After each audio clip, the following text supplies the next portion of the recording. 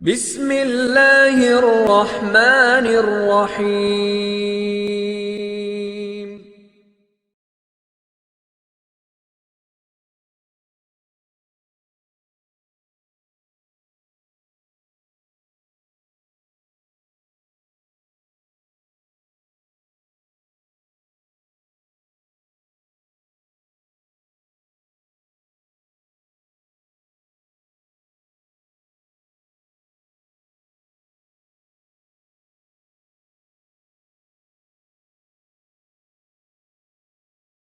على اشرف الانبیاء والمرسلین محمد بن عبد اللہ الامین وعلى آلہ وصحبہ الطیبین الطاہرین اما بعد۔ قال اللہ تبارک و تعالی فی القرآن المجید اعوذ باللہ من الشیطان الرجیم بسم اللہ الرحمن الرحیم۔ یا ایہا الذین آمنوا انما الخمر والمیسر والانصاب والازلام رجس من عمل الشیطان فاجتنبوه لعلکم تفلحون۔ صدق اللہ مولانا العظیم۔ وقال النبی صلی اللہ تعالی علیہ وسلم کل مسکر حرام او کما قال صلی اللہ علیہ وآلہ وسلم۔ بزرگان محترم اور عزیزان گرامی، آپ کے سامنے قرآن مجید کی سورہ مائدہ سے آیت نمبر 90 تلاوت کی گئی ہے، اور محمد الرسول اللہ صلی اللہ علیہ وسلم کا ایک فرمان جو مختصر ہے مگر جامع ہے آپ کے سامنے پیش کیا گیا ہے، یعنی حدیث پاک آپ کو سنائی گئی ہے، جس میں پیغمبر صلی اللہ علیہ وسلم نے ارشاد فرمایا ہے کہ ہر نشہ آور چیز حرام ہے۔ قرآن کریم کی آیت میں اللہ تبارک و تعالیٰ نے معاشرے میں، سماج میں، سوسائٹی میں پائی جانے والی چند بیماریوں بلکہ چند گناہوں کا تذکرہ فرمایا ہے، اور اس غرض سے فرمایا ہے کہ ہم اس کے اوپر توجہ دیں اور اس سے اپنے آپ کو بچانے کی کوشش کریں اور اپنے معاشرے کو بھی اس سے بچانے کی کوشش کریں۔ کیوں؟ اس لیے کہ یہ معاشرہ جس کو ہم مسلم معاشرہ کہتے ہیں، ان بیماریوں میں لت پت ہو گیا ہے، اور اس سے اپنے آپ کو وہ اس قدر نقصان پہنچا رہا ہے کہ جس کی کوئی حد یا انتہا نہیں ہے۔ قرآن کریم کی آیت میں اللہ تبارک و تعالیٰ نے دو خاص طور سے بیماریوں کا یا گناہوں کا اور عمومی طور پر 4 قسم کے گناہوں کا تذکرہ فرمایا ہے۔ 2 گناہ تو ہیں انما الخمر، بے شک شراب، والمیسر اور جوا، یہ شیطانی عمل ہے اور برے کام ہیں۔ یہ میں نہیں کہہ رہا بلکہ قرآن مجید کہہ رہا ہے کہ رجس من عمل الشیطان، کے برے کام ہیں، شیطان کے کام۔ فاجتنبوہ، تم سب اس سے اپنے آپ کو بچاؤ، اس سے اپنے آپ کو دور رکھو، لعلکم تفلحون، شاید کہ تم کامیاب ہو جاؤ۔ قرآن کریم ہم سے یہ کہہ رہا ہے کہ اگر تم کامیاب ہونا چاہتے ہو تو تمہیں ان بیماریوں سے اپنے آپ کو دور رکھنا پڑے گا، دور کرنا پڑے گا، اور اپنے آپ کو اس سے بچانا پڑے گا۔ حالات یہ ہیں، مسائل یہ ہیں، رپورٹ یہ ہے کہ مسلم معاشرہ ان بیماریوں میں لت پت ہے، اس کے دلدل میں پھنسا ہوا ہے۔ اس لیے ہمیں صرف توجہ اس معنی کر دینی ہے کہ انفرادی اور اجتماعی طور پر اس سے اپنے کو بچانا، اپنے معاشرے کو بچانا، اس کے لیے کوشش کرنا، یہ ہم سب کی ذمہ داری ہے۔ سب سے پہلے شراب کو لے لیتے ہیں کہ شراب پینے کے بعد آدمی کی عقل معاف ہو جاتی ہے، وہ اپنے آپ میں نہیں رہتا، آپے سے باہر رہتا ہے، جو چاہتا ہے کرتا ہے، جو چاہتا ہے کہتا۔ اس لیے کہتا ہے کہ شراب اس کی عقل کو ڈھانپ لیتی ہے، اور شراب پینے کے بعد اس کی عقل معاف ہو جاتی ہے، کام کرنے کے قابل نہیں رہتی، سمجھنے کے لائق نہیں رہتی۔ تو قرآن مجید کہہ رہا ہے کہ یہ برے کام ہیں، شیطان کے کام ہیں، اس سے اپنے آپ کو دور رکھا جائے۔ اور حد یہ ہے کہ ہم جس معاشرے میں رہتے ہیں یا سانس لیتے ہیں، یہاں پر کچھ لوگ ایسے بھی پائے جاتے ہیں، دیکھے جاتے ہیں، موجود ہیں، جو شراب کو استعمال کرتے ہیں اس کے فوائد بیان کر کے، جو شراب کو استعمال کرنا چاہتے ہیں اس کے فائدے نیا نام بدل کر۔ یہ بات ذہن میں رہنے دیجئے کہ اس کے ایک نہیں، آپ 1000 نام رکھ لیجئے، وہ حرام ہے، حرام ہے، حرام ہے۔ اسی طرح یہ بات بھی یاد رکھنی ہے کہ اس کے ایک نہیں، 1,00,000 فائدے بیان کیجئے، وہ حرام ہے، ناجائز ہے، ناجائز۔ تو معلوم ہی ہوا کہ وہ بچنے کی چیز ہے، اپنے سے دور رکھنے کی چیز ہے، اور اس کے اندر میری اور آپ کی رائے کا کوئی اعتبار نہیں ہے، کوئی اہمیت نہیں ہے۔ بہت سے لوگ یہ کہتے ہیں کہ شراب اتنی مقدار میں پینا کہ جس سے نشہ نہ آئے، پی سکتے ہیں، انہوں نے اپنے طور پر یہ فتویٰ جاری کر لیا۔ بہت سے لوگ ایسے ہیں جو یہ کہتے ہیں کہ صاحب شراب کے نام بدل دیجئے، شراب کو وسکی کہہ لیجئے تو اس کے استعمال کی اجازت ہے۔ یہ اپنے ذہن کی اوپج ہے اور خیال ہے، جس کا حقیقت سے، دین سے، شریعت سے، مذہب سے، اسلام سے کوئی لینا دینا نہیں۔ اس لیے کہ پیغمبر صلی اللہ علیہ وسلم نے یہ ارشاد فرمایا کہ کل مسکر حرام، ہر نشہ آور چیز حرام ہے۔ اور فقہا نے یہ بات لکھی ہے کہ ہر نشہ آور چیز کا استعمال کم سے کم بھی ناجائز ہے، زیادہ سے زیادہ بھی ناجائز۔ اس کا کم پینا بھی جائز نہیں ہے اور زیادہ پینا بھی جائز نہیں ہے۔ فقہا نے یہ کہا ہے کہ جیسے پیشاب ناپاک ہے ویسے شراب کا ایک قطرہ بھی ناپاک ہے، حرام۔ اس لیے سمجھ لیجئے کہ اس کا استعمال اس کے فائدے بیان کرنے سے جائز نہیں ہو جاتا ہے، اس کا فرمایا کہ حرام ہونا حرام رہے گا۔ تو اس کے بعد بعض لوگ یہ کہتے ہیں کہ صاحب شراب پینے سے کھانا ہضم بھی ہوتا ہے۔ تو میں آپ سے یہ پوچھنا چاہتا ہوں کہ کیا مسلمان اتنا کھاتا ہے کہ اس کو ہضم کرنے کے لیے مزید کسی چیز کی ضرورت پڑتی ہے؟ کیا ہمیں صحابہ کرام رضوان اللہ علیہم اجمعین کا وہ معاملہ یاد نہیں ہے کہ پیغمبر صلی اللہ علیہ وسلم کی خدمت میں ایک صحابی حاضر ہوئے اور پیٹ سے کپڑے ہٹا کر یہ فرمایا کہ پیغمبر صلی اللہ علیہ وسلم بھوک کا شدید تقاضا ہے۔ اس پر اللہ کے نبی صلی اللہ علیہ وسلم نے اپنے پیٹ سے کپڑے اٹھائے اور فرمایا کہ اس سے زیادہ تقاضا ادھر بھی ہے۔ تو معلوم یہ ہوا کہ بھوک پیاس یہ برداشت کرنے کا مادہ بھی اپنے اندر رہنا چاہیے، کیونکہ یہ بھی سنتوں میں سے ایک سنت ہے۔ کہنے کا محاصل یہ ہے کہ اتنا نہ کھائیے کہ ہضم کرنے کی بھی ضرورت پیش آ جائے یا اس کو استعمال کرنے کے لیے ہضم کرنے کے لیے کوئی چیز استعمال کرنی پڑے، اتنا مت کھائیے۔ اور ساری دنیا مانتی ہے کہ زیادہ کھانے والے بیماریوں میں مبتلا ہوتے ہیں، زیادہ کھانے والے مسائل میں گرفتار ہوتے ہیں، اور جو کم کھاتے ہیں کبھی بیمار نہیں ہوتے اور وہ ہمیشہ چاق و چوبند رہتے ہیں۔ کسی حکیم سے پوچھ لیجئے، کسی طبیب سے پوچھ لیجئے، کسی ڈاکٹر سے پوچھ لیجئے کہ آدمی کم کھانے والا فائدے میں رہتا ہے یا زیادہ کھانے والا فائدے میں رہتا ہے۔ اور طب کی اور حکمت کی بنیاد یہ ہے کہ آدمی کم کھائے ہمیشہ اچھا رہے گا، کم کھائے ہمیشہ چاق و چوبند رہے گا، ہمیشہ ایکٹیو رہے گا۔ اور یہ دیکھا گیا ہے، مشاہدہ یہ ہے کہ زیادہ کھانے والے عام طور پر بیمار رہتے ہیں، زیادہ کھانے والے مسائل میں گرفتار رہتے ہیں، زیادہ کھانے والے پریشان رہتے ہیں۔ اس کے مقابلے میں کم کھانے والے اپنی صحت کو مینٹین رکھتے ہیں، کم کھانے والے ہمیشہ چاق و چوبند نظر آتے ہیں، اور کم کھانے والے کم بیمار نظر آتے ہیں۔ یہ بات اپنی جگہ طے ہے اور اٹل ہے۔ پیغمبر صلی اللہ علیہ وسلم کی خدمت اقدس میں ایران سے ایک حکیم آیا۔ یہ واقعہ اس لیے بیان کیا جا رہا ہے کہ اس واقعے نے اللہ کے نبی صلی اللہ علیہ وسلم کے ذریعے سے، آپ کے توسط سے ہمیں یہ پیغام دیا ہے کہ جب بہت بھوک لگ جائے جب کھانا چاہیے، اور کچھ بھوک باقی رکھ کے دسترخوان سے اٹھ جانا چاہیے۔ یہ آدمی کے ہمیشہ صحت مند رہنے کی علامت ہے، صحت مند رہنے کی گارنٹی ہے۔ تو پیغمبر صلی اللہ علیہ وسلم کی خدمت میں ایران سے ایک حکیم آیا اور اس نے یہ کہا کہ میں آپ کے درمیان میں رہ کر آپ کے ساتھیوں کا، صحابہ کا، یہاں کے رہنے والوں کا علاج کرنا چاہتا ہوں۔ پیغمبر صلی اللہ علیہ وسلم نے اجازت دے دی، کیوں؟ اس لیے کہ خدمت خلق دراصل خدمت خدا ہے۔ اللہ کی مخلوق کی خدمت کرنا اللہ کی خدمت کرنے کے جیسا ہے، یہ بات یاد رکھیے۔ تو خدمت خلق کو کوئی معمولی چیز نہ سمجھیں۔ آپ اللہ کی کسی مخلوق کی کوئی خدمت کرتے ہیں، آپ اللہ کے کسی بندے کی کوئی خدمت کرتے ہیں، تو گویا آپ اللہ کی خدمت کرتے ہیں، گویا آپ اللہ کی خدمت کرتے ہیں، یہ بات یاد رکھیے۔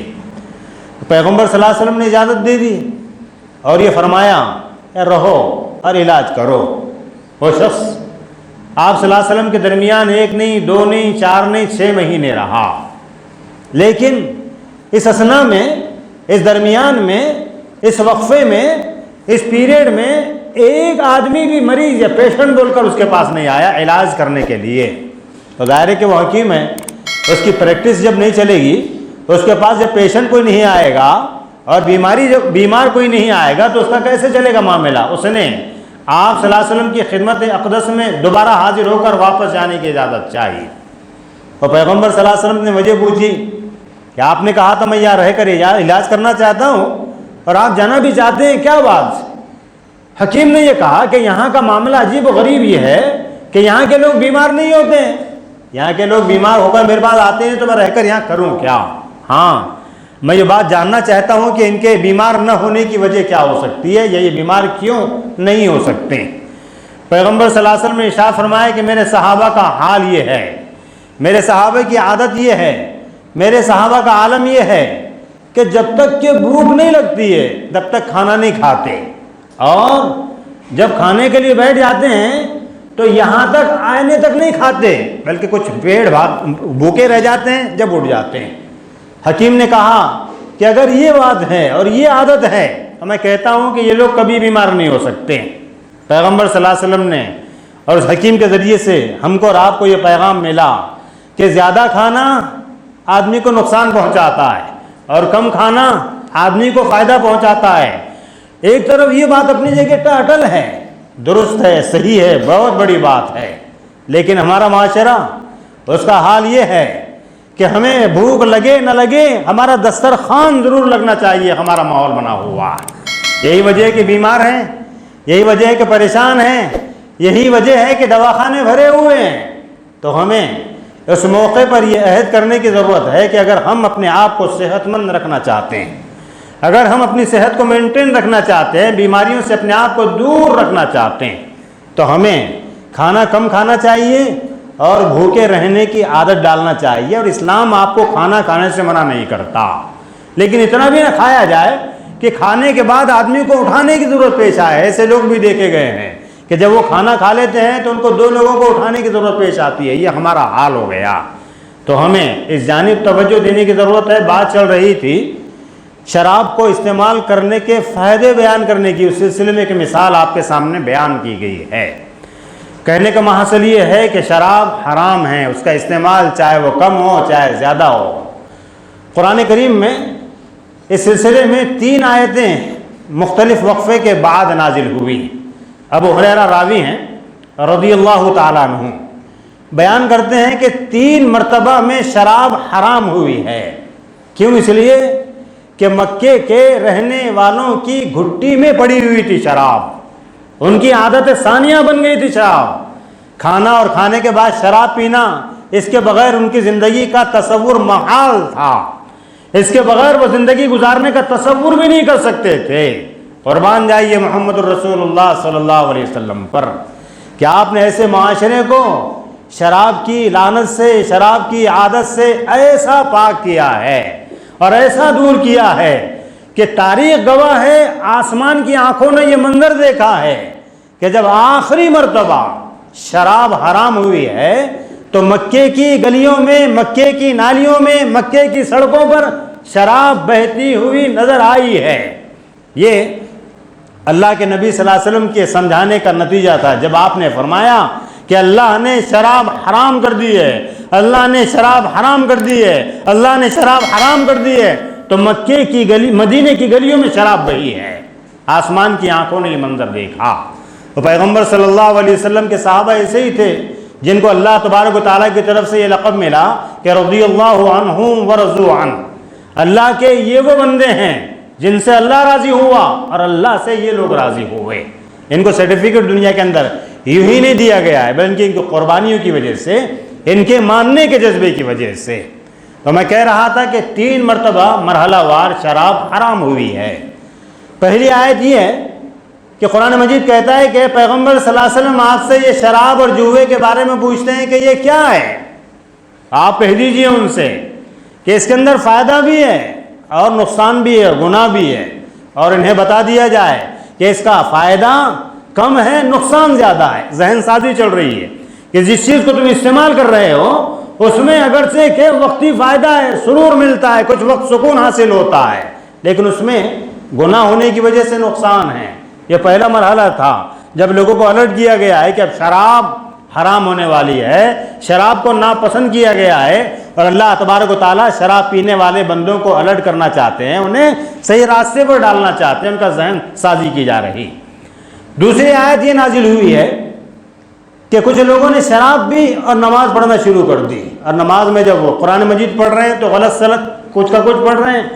وہی نازل ہوئی, پیغمبر صلی اللہ علیہ وسلم سے یہ ارشاد فرمایا گیا کہ اے پیغمبر صلی اللہ علیہ وسلم ان سے کہہ دیا جائے کہ جب یہ نماز پڑھ رہے ہوں تو شراب نہ پئیں اس سے پہلے. کیوں؟ اس لیے کہ تم نماز میں کیا پڑھ رہے ہو, کیا کہہ رہے ہو, تمہیں بھی پتہ ہونا چاہیے. ہو تو یہ رہا ہے کہ کچھ کہہ رہے ہیں, کچھ پڑھ رہے ہیں, غلط سلط ہو رہا ہے, ٹھیک معاملہ نہیں ہو رہا. یہ دوسرا مرحلہ تھا. اور جو تیسرا مرحلہ جو قرآن مجید کی آیت میں نے آپ کے سامنے پڑھی ہے, جس میں اللہ نے فرمایا کہ یا ایھا الذین آمنوا, سارے ایمان والے مخاطب ہیں. انما الخمر والمیسر والانصاب والازلام رجس من عمل الشیطان فاجتنبوہ لعلکم ترحمون, یا لعلکم تفلحون. جس کا مطلب یہ ہے کہ اے ایمان والو, شراب اور جوا اور پانسے اور تین, یہ سارے کے سارے غلط خراب شیطانی کام ہیں, اس سے اپنے آپ کو بچاؤ. تو ظاہر ہے کہ جب صحابہ کرام نے یہ سنا تو فرمایا کہ سارے کے سارے لوگ باز آ گئے, سارے کے سارے رک گئے اور کسی نے شراب کو ہاتھ نہیں لگایا. اور یہ تاریخ گواہ ہے اس بات. حضرت نافع بن کیسان رضی اللہ تعالیٰ عنہ, اور اس سے پہلے میں آپ کو سنا دوں کہ اللہ کے نبی صلی اللہ علیہ وسلم نے فرمایا کہ جس نے دنیا میں شراب پی, اللہ تبارک و تعالیٰ آخرت کی شراب سے اس کو محروم کر دیں گے, مگر یہ کہ توبہ کر لے. اگر توبہ کر لے گا تو معاملہ کچھ الگ ہو جائے گا, لیکن اگر دنیا میں شراب پی, توبہ نہیں کی, تو دنیا کے بعد جب آخرت میں جا رہا ہے اللہ کے سامنے جنت میں, وہاں پر اس کو شراب نہیں پلائی جائے گی. یہ اللہ کے نبی صلی اللہ علیہ وسلم نے ارشاد فرمایا. حضرت نافع بن کیسان رضی اللہ تعالیٰ عنہ بیان فرماتے ہیں کہ میرے والد محترم شام سے سفر کر کے تشریف لائے اور انہوں نے بہت قیمتی شراب اللہ کے نبی صلی اللہ علیہ وسلم کی خدمت میں پیش کرنے کی اجازت چاہی. پیغمبر صلی اللہ علیہ وسلم کی خدمت میں آئے اور فرمایا کہ میں نے شام سے آپ کے لیے بہت عمدہ اور قیمتی شراب لائی ہے, کیا میں آپ کے سامنے پیش کر سکتا ہوں؟ کیا میں آپ کو دے سکتا ہوں, دینا چاہتا ہوں, دے سکتا ہوں؟ پیغمبر صلی اللہ علیہ وسلم نے فرمایا کہ شراب حرام کر دی گئی. تو انہوں نے پوچھا کہ میں کیا کروں, کیا اس کو بیچ دوں؟ تو فرمایا کہ اس کا بیچنا بھی حرام. کیوں؟ اس لیے کہ بیچنے کے بعد جو رقم ہوگی وہ شراب کی رقم ہوگی, اس کا استعمال بھی حرام اور ناجائز. تو انہوں نے پوچھا کہ میں کیا کروں؟ اللہ کے نبی صلی اللہ علیہ وسلم فرمایا کہ اس کو پھینک دو. اندازہ کیجئے کہ قیمتی شراب ہے جو دوسرے ملک سے لائی گئی ہے. آدمی اگر اس کے سامنے یہ کہہ دیا جائے کہ اس کو پھینک دیا جائے تو میرے اور آپ کے جیسے لوگ ہوں گے تو ایک مرتبہ نہیں 10 مرتبہ سوچیں گے کہ صاحب آیا اس کو پھینک دیا جائے یا کسی کو دے دیا جائے یا بیچ دیا جائے, کیا کیا جائے, کسی نہ کسی شکل میں اس سے فائدہ حاصل کر لیا جائے. میں آپ ہوتے ہیں تو یہ سوچتے ہیں, لیکن قربان جائیے صحابی پر کہ جب اللہ کے نبی صلی اللہ علیہ وسلم نے فرمایا کہ پھینک دو, انہوں نے پھینک دیا بغیر کسی لیت و لعل کے. ظاہر ہے کہ وہ صحابہ, اور صحابہ کا عالم یہ تھا کہ جو سنتے تھے اللہ کے نبی صلی اللہ علیہ وسلم سے اس پر عمل کرتے تھے اور یہ پیغام دیتے تھے کہ جو بات آپ نے فرمائی وہ حق ہے, وہ سچ ہے, وہ صحیح ہے, وہ درست ہے. اور ہماری اور آپ کی عقلیں ایسے ایسے بہانے اور ہیلے تراشتی ہے کہ کچھ اللہ کے بندے ایسے بھی ہیں کہ جو شراب پیتے ہیں اس کے فائدے بیان کر کے, شراب پیتے ہیں اس کے نام بدل کے, شراب پیتے ہیں کچھ ہیلے بہانے اور تلاش کر کے. تو ظاہر ہے کہ یہ ہیلے بہانے ہیں, اس کا حقیقت سے کوئی لینا دینا نہیں, یہ اس کی کوئی حقیقت نہیں ہے. تو آئیے ہم عہد کرتے ہیں کہ انشاءاللہ اپنے معاشرے کو شراب کی لت سے, اس کے لعنت سے بچانے کی کوشش کریں گے. اس سلسلے میں ہمیں انفرادی اور اجتماعی طور پر کوششوں کے کرنے کا آغاز کرنا چاہیے. ہوتا یہ ہے کہ آدمی یہ سوچتا ہے کہ صاحب وہ پی رہا ہے, وہ جانے, مجھے کیا لینا دینا, کیونکہ یہ دور جس میں ہم جیتے ہیں یہاں پر اپنی زندگی گزارنے کا ایک ماحول بنا ہوا ہے. آدمی اپنی زندگی گزارنا چاہتا ہے, وہ کیا کر رہا ہے, وہ کہاں جاتا ہے, کیا کرتا ہے, اس سے ہمیں کوئی لینا دینا نہیں ہے. تو ظاہر ہے کہ یہ بھی بہت غلط بات ہے کہ مسلم معاشرہ ہمارے عدم توجہی کی وجہ سے نشے کی جیسی خبیث لعنت میں مبتلا ہے. حالات یہ ہیں, رپورٹیں یہ ہیں کہ بہت زیادہ تعداد میں ہمارے نوجوان اس شراب کی عادت میں, اس کے لت میں پڑے ہوئے ہیں. تو ظاہر ہے کہ توجہ کے نہ دینے کی وجہ سے, اس طرف توجہ نہ ہونے کی وجہ سے معاملہ ہمارے ہاتھوں سے نکل گیا. لیکن ظاہر ہے کہ معاملہ ہاتھ میں آ سکتا ہے جب میں اور آپ یہ طے کر لیں کہ ہمارے اپنے جان پہچان والوں میں, رشتہ داروں میں, بھائی بہن میں, آپس میں, پاس پڑوس میں رہنے والے اللہ کے بندوں تک اللہ کے واسطے سے, اللہ کے نام سے ان کے سامنے یہ بات رکھی جائے گی کہ صاحب جو تم کام کرتے ہو یہ غلط کام، یہ کام اللہ کو ناراض کرنے والا کام، اس کام کے کرنے سے اللہ تبارک و تعالیٰ ناراض ہوتے ہیں، یہ بات ان کو سمجھائی جائے اور بتائی جائے۔ اور یہ بات یاد رکھیے، مشاہدہ یہ ہے، تجربہ یہ ہے کہ جب اللہ کے بندوں کو اللہ کا واسطہ دے کر کوئی بات سمجھائی یا بتائی جاتی ہے تو وہ ضرور سنتے ہیں۔ آج نہیں کل سنیں گے، کل نہیں پرسوں سنیں گے، کبھی نہ کبھی وہ آپ کی بات کو سنیں گے اور ماننے کی کوشش کریں گے۔ شرط یہ ہے کہ ہمیں مستقل اس کام کو کرنے کی ضرورت ہے اور اپنے معاشرے کو اس لعنت سے بچانے کی ضرورت ہے، اس کی کوشش کرنے کی ضرورت ہے۔ تو یہ ہوا شراب کا مرحلہ۔ اس کے بعد ظاہر ہے کہ جوا جو ہمارے معاشرے کا ایک حصہ بن چکا ہے، اس میں بھی لاٹری اور پتہ نہیں BC کی ایسی شکلیں جس میں رقم زیادہ وصول کی جاتی ہے، یہ سارے کے سارے جوے کے کام، اور اس سے اپنے معاشرے کو بچانے کی ضرورت ہے۔ اس کے بعد ایک مرحلہ آتا ہے کہ اگر آپ مجھے معاف فرمائیں تو میں یہ کہنا چاہتا ہوں کہ ہمارے معاشرے میں چند ایسی چیزیں بھی وجود میں آ گئی ہے جس کے اندر بظاہر ہم کو لگتا ہے کہ نشہ نہیں ہے، لیکن اس کے اندر نشہ ہے، کیونکہ اس کے استعمال کے نہ کرنے کی وجہ سے مسلمان یا ہمارا بھائی بند پریشان ہو جاتا ہے۔ ان چیزوں میں ایک بیڑی، ان میں ایک سگریٹ، اس میں ایک بار، اور پتہ نہیں پوڑیاں کن کن ناموں سے بکتی ہے اور لوگ کھاتے ہیں۔ ہماری عقلوں پر پردے پڑے ہوئے ہیں۔ آپ مجھے معاف فرمائیں تو میں یہ کہنا چاہتا ہوں کہ جو پوڑیاں ہم کھاتے ہیں، جس کو بار کہتے ہیں اور پتہ نہیں کیا کیا کہتے ہیں، جو سگریٹ ہم پیتے ہیں، اس میں دو بڑے بڑے نقصانات ہیں۔ ایک نقصان معاشی نقصان ہے۔ ایک مسلمان وہ کیسے 10 روپے کی سگریٹ خرید کر پھونک کر پھینک دیتا ہے، جبکہ اسی معاشرے میں جس میں وہ رہتا بستا ہے، کچھ لوگ ایسے بھی ہیں جو نان و شبینے کے محتاج ہیں، جن کے پاس ایک سے دوسرے وقت کھانے کے لیے کچھ بھی نہیں ہے۔ وہ لوگ کہاں جائیں؟ ان کا پرسان حال کون ہو؟ ان کی ذمہ داری کون قبول کرے؟ جب ہمارا نوجوان، ہمارے بھائی 10 روپے کی سگریٹ لیتے ہیں، پیتے ہیں اور پھونکتے ہیں، یہ غلط بات نہیں ہونا چاہیے۔ ایک تو معاشی مسئلہ ہے، اور دوسرے اپنی صحت کو برباد کرنا۔ یہ جسم، یہ باڈی جو اللہ تبارک و تعالیٰ نے ہمیں صحیح سالم دی ہے، اس کے بارے میں ہم سے پوچھا جائے گا کہ یہ جسم ہم نے تمہیں دیا تھا، اس کو کن کن بیماریوں میں تم نے گرفتار کیا ہے؟ تو کیا جواب دیں گے؟ کیا اللہ تبارک و تعالیٰ کو جواب دیں گے؟ ظاہر ہے کہ جواب دینا۔ تو معلوم یہ ہوا کہ دو نقصانات ہیں، ایک ہے معاشی نقصان اور ایک ہے بدنی نقصان۔ ہمارا حال یہ ہے کہ جو سگریٹ کی ڈبی ہم خریدتے ہیں، جو زردے کی پڑیاں ہم خریدتے ہیں، اس پر فوٹو کے ساتھ لکھا ہوا ہوتا ہے کہ اس سے استعمال کرنے سے کینسر ہوتا ہے، اس کے پینے سے کینسر ہوتا ہے۔ ہماری ڈھٹائی اور بے غیرتی کا عالم یہ ہے، آپ مجھے معاف فرمائیں، کہ اس کے باوجود خریدتے ہیں اور پیتے ہیں، اس کے باوجود خریدتے ہیں اور کھاتے ہیں، یہ ہمارا عالم ہو گیا۔ تو ہمیں اس طرف بھی توجہ دینے کی ضرورت ہے۔ یہ بیڑی، یہ سگریٹ ہمارے معاشرے کو تباہ کر رہے ہیں، ہماری عادتوں کو خراب کر رہے ہیں، ہمارے معاشی نظام کو گڑبڑا رہے ہیں، ہمارے معاشی نظام کو خراب کر رہے ہیں۔ تو ظاہر ہے کہ اس سے بچنے کے لیے، ایسے اپنے آپ کو بچانے کے لیے ہمیں تھوڑی سی قربانی دینی پڑے گی۔ دنیا میں ہر چیز ممکن ہے اگر میں نے اور آپ نے ارادہ کر لیا۔ ان چیزوں کو چھوڑنا بظاہر یہ لگتا ہے کہ بہت مشکل ہے، لیکن مسلمان کا عزم مصمم بھی کوئی چیز ہے، مسلمان کا ارادہ بھی کوئی چیز ہے۔ اگر مسلمان کا ارادہ نہیں ہے، یہ کیسا ارادہ کرنے والا ہے؟ تو ہمیں اس سمت میں یہ ارادہ کرنے کی ضرورت ہے کہ آج تک جو ہم نے استعمال کیا، آج تک جو ہم نے یہ کام کیا، اب آج یہاں سے خدا کے دربار میں بیٹھ کر یہ عہد کر دیں انشاءاللہ کہ ہم اب ایسی کوئی چیز استعمال نہیں کریں گے جس سے ہمارا معاشی نقصان ہوتا ہے، جس سے ہمارے باڈی کو، ہمارے جسم کو نقصان ہوتا ہے۔ ظاہر ہے کہ یہ وہ چیزیں ہیں جو ہمارے توجہ کی طالب ہے، اور یہ کہہ رہی ہے کہ اللہ کے بندوں، اللہ کا شکر ادا کرو کہ اس نے تمہیں مختلف قسم کی بیماریوں سے محفوظ رکھا ہے، اور تم خود اپنے پیسے دے کر بیماریاں خرید رہے ہو، تمہیں کیا ہو گیا؟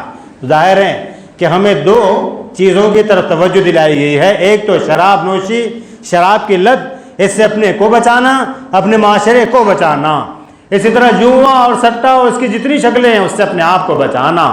اور ہماری جو عادتیں بن گئی ہیں کھانے پینے کی، پھونکنے اور تھوکنے کی، اس سلسلے میں بھی ہم کو اور آپ کو توجہ دینے کی ضرورت ہے، کیونکہ بہرحال اس سے بڑا نقصان ہمارا اور آپ کا ہو رہا ہے۔ دعا فرمائے کہ اللہ تبارک و تعالیٰ مجھے اور آپ کو ان باتوں پر عمل کرنے کی توفیق عطا فرمائے۔ ایک اعلان آپ سے یہ کرنا ہے کہ جس مسجد کے اندر آپ بیٹھے ہوئے ہیں یہ خدمت خلق کے بڑے بڑے کاموں کے کرنے کا ایک مرکز ہے، جہاں پر اللہ کے بندے اللہ کے لیے، اللہ کی رضا، اس کی خوشنودی حاصل کرنے کے لیے اللہ کی مخلوق کی خدمت کر رہے ہیں۔ اور جیسے میں نے کہا آپ سے کہ اللہ کے مخلوق کی خدمت کرنا اللہ کی خدمت کرنے کے جیسا ہے۔ ہونا تو یہ چاہیے تھا کہ ہم سب یہ کام کرتے، لیکن ان لوگوں نے ہماری طرف سے یہ ذمہ داری لے لی ہے کہ وہ اللہ کے بندوں تک پہنچ کر خدمت خلق کے جذبے سے خدمت خلق کا فریضہ انجام دے رہے ہیں۔ ظاہر ہے کہ یہاں پر بیماروں کے لیے کھانے رہنے کا انتظام کیا جاتا ہے۔ بعضو لکھا ہوا ہے کہ مسافر خانہ یہاں پر موجود ہے، باہر لکھا ہوا ہے کہ یہاں پر شادی بیاہ میں رشتے جوڑنے کا کام بلا معاوضہ کیا جاتا۔ کریئر گائیڈنس ایک جو بہت بڑا مسئلہ ہے کہ ہمارے نوجوان پڑھ لکھ لیتے ہیں لیکن صحیح گائیڈنس کے نہ ہونے کی وجہ سے ان کو صحیح راہیں نہیں ملتی ہیں۔ اس مرکز میں، اس سینٹر میں جہاں پر آپ بیٹھے ہیں، ایسے نوجوانوں کی گائیڈنس کی جاتی ہے اور ان کی رہنمائی کی جاتی ہے۔ یہ اور اس طریقے کے بہت سارے کام کیے جاتے ہیں جو صرف اللہ تبارک و تعالیٰ کی رضا اور اس کی خوشنودی حاصل کرنے کے لیے کیے جاتے ہیں۔ اور ہم سب جانتے ہیں کہ ان کاموں کے کرنے کے لیے، ان کاموں کے انجام دینے کے لیے خطیر رقم کی ضرورت پڑتی۔ سب سے بڑا مسئلہ یہ ہے کہ اتنے کاموں کو انجام دینے کے لیے ان لوگوں نے ایک سفیر بھی متعین نہیں کیا، بغیر سفیر کے سارا کام ہو رہا ہے۔ میں تو یہ کہتا ہوں آپ سے کہ یہ اپنے آپ میں اتنا بڑا کام ہے کہ اس سے بڑے کام کی کوئی تصور آدمی نہیں کر سکتا۔ تو ہمیں اس سلسلے میں ایسے اللہ کے بندوں کا تعاون کرنا چاہیے، بڑھ چڑھ کر اس میں حصہ لینا چاہیے، اور اپنے حلقے میں، اپنے حلقہ احباب میں ایسے لوگوں کو توجہ دلانا چاہیے کہ صاحب دیکھو اس جگہ پر جس کو مسجد جمیل بیگ کہا جاتا ہے، وہاں پر ویلفیئر کے اتنے بڑے بڑے اور ایسے کام کیے جا رہے ہیں۔ ایک مسافر خانہ لے لیجیے آپ، کہ میں خود اپنا تجربہ آپ کو بتاتا ہوں کہ میں ایک مرتبہ بمبئی کسی کام سے گیا، میں لاش ڈھونڈتا رہا، کہیں جگہ نہیں ملی، آدھا دن چلا گیا۔ ہمارے دوست نے کہا کہ سب آدھا دن چلا گیا ہے، آدھا دن یہیں ٹہل کر شام میں سوار ہو کر صبح اورنگ آباد چلے جائیں گے۔ تو یقین جانیے کہ سارا دن ہم ٹہلتے رہے، گھومتے رہے، ہم کو پیسے دے کر بھی کوئی جگہ یا کوئی علاج میں جگہ نہیں ملی۔ اندازہ کیجئے کہ اللہ کے جو بندے پریشان حال، بیماری کے سلسلے میں، کسی کام کے سلسلے میں اپنے مقام کو چھوڑ کر اس مقام پر آتے ہیں، یہاں پر یہ لوگ تعاون کرتے ہیں، اس کے بدلے میں دل کی گہرائیوں سے جو دعائیں نکلتی ہے، پتہ نہیں وہ زندگی کے ہمارے کس موڑ پر ہم کو اور آپ کو کام آ جائے۔ تو ہمیں اس کام میں بڑھ چڑھ کر حصہ لینا چاہیے۔ جہاں تک انفاق کا معاملہ ہے کہ اللہ کے بندوں کے لیے تعاون کرنا، اللہ کے راستے میں اللہ کے مال کو لگانا، یہ تو اتنا آسان ہے اور اس قدر ثواب والا کام ہے کہ جس سے کوئی انتہا نہیں۔ انفاق کہتے ہیں اللہ کے مال کو اللہ کے راستے میں لگانا۔ تو معلوم یہ ہوا کہ یہ جو پیسہ یا جو مال ہم دے رہے ہیں اللہ کے راستے میں، یہ ہمارا نہیں ہے، یہ اللہ کا ہے۔ اللہ کے مال کو اللہ کے راستے میں دینا، اس کے بدلے میں اجر ملنا، کیا اس سے بڑی کوئی بات تصور کر سکتا ہے آدمی؟ یقیناً نہیں کر سکتا۔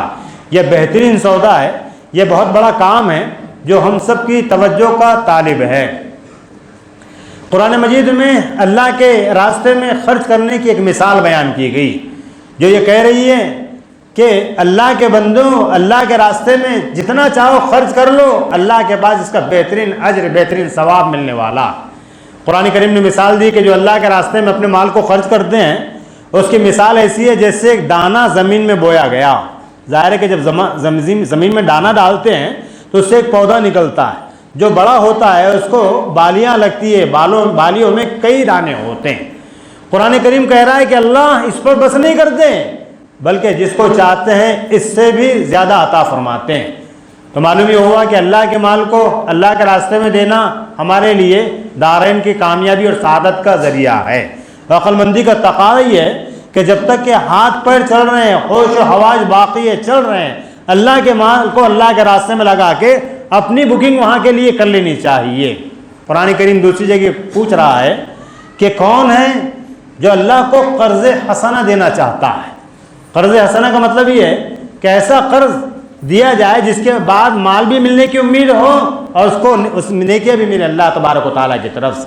تو کیا کہیں گے آپ کہ جب اللہ یہ پوچھ رہے ہیں کہ کون ہے جو ہم کو قرض حسنہ دینا چاہتا ہے۔ دنیا کے قرض کا معاملہ تو یہ ہو گیا ہے اب ہمارے معاشرے میں خاص طور سے کہ کسی کو اگر ادھار دیا آپ نے تو ادھار دو اور بھول جاؤ، ملنے کی امید نہیں کرنا، یہ معاشرہ بن گیا ہمارا۔